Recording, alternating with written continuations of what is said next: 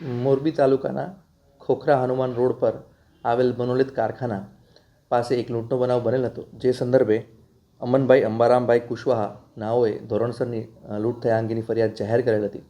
જે ગુનાની તપાસ તાલુકા પીઆઈ સંભાળી રહેલ હતા. જે ગુનાની તપાસ દરમિયાન પોલીસ અધિક્ષક શ્રી ત્રિપાઠી સાહેબની સૂચના અન્વયે આ ગુનાની આગળની તપાસ પીઆઈ શ્રી એલસીબી નાઓએ સંભાળેલ હતી અને આ ગુનાની તપાસના કામે ટેકનિકલ સોર્સિસ, હ્યુમન ઇન્ટેલિજન્સ તથા સીસીટીવી કેમેરાની મદદથી તેઓને જાણકારી મળી કે જે આ લૂંટનો બનાવ છે તેને અંજામ આપવા માટે 4 ઇસમો 2 મોટરસાઇકલ ઉપર આવેલ હતા અને લૂંટના બનાવને અંજામ આપેલ હતો.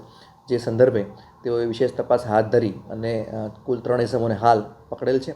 જે 3 ઇસમોના નામ અસગર સન ઓફ રમઝાનભાઈ માયાભાઈ મોવર રહે કાજરડા, સમીર સન ઓફ સુભાનભાઈ હુસેનભાઈ મોવર રહે માળિયા વાડી વિસ્તાર તથા હનીફભાઈ સન ઓફ અબ્બાસભાઈ કરીમભાઈ ભટ્ટી રહે કાજરડા માળિયા નાઓને અટક કરી તેમની પૂછપરછ કરતાં તેમને આ ગુનાની કબૂલાત આપેલ છે. તેમજ આ ગુનાના કામે ગયેલ મુદ્દામાલ મોબાઈલ તથા રોકડા રૂપિયા તેમની પાસેથી કબજે કરવામાં આવેલ છે.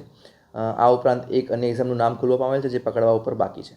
જે આ 3 ઇસમો છે તેઓ જે આ જીઆઈડીસી વિસ્તાર છે તેમાં અવાવરૂ જગ્યાઓ ઉપર રાત્રિના સમયે એકલ દોકલ જે ઇસમો અવર જવર કરતા હોય તેમને ટાર્ગેટ કરતા હતા.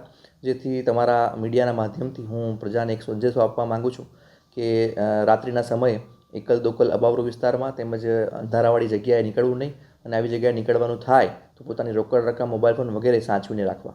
હા, આ જો કોઈ જે ઇસમ પ્રતિકાર કરે અથવા પૈસા, રોકડ રકમ કે મોબાઈલ ફોન ન આપે તો આ ઇસમો છરી બતાવી અને ધાક ધમકી આપતા અને માર પણ મારતા હતા. આવા કોઈ બીજા બનાવ બનેલ હોય અને કોઈ પોલીસ સ્ટેશન જાહેર કરેલ ન હોય તો હું આ તમારા માધ્યમથી અપીલ કરું છું કે મોરબી તાલુકા પોલીસ સ્ટેશન કે એલસીબીનો સંપર્ક કરી અને પોતાની ફરિયાદ નોંધાવી શકે છે. આરોપીઓ બીજા કોઈ ગુનામાં સંડોવાયેલા છે? એ હાલ તપાસ ચાલુ છે. હાલ આરોપીને અટક કરી તેમને નામદાર કોર્ટમાં રજૂ કરીને દિન 4ના રિમાન્ડ મેળવવામાં આવેલ છે. તપાસ એલસીબી પીઆઈ પોતે ચલાવી રહેલ છે.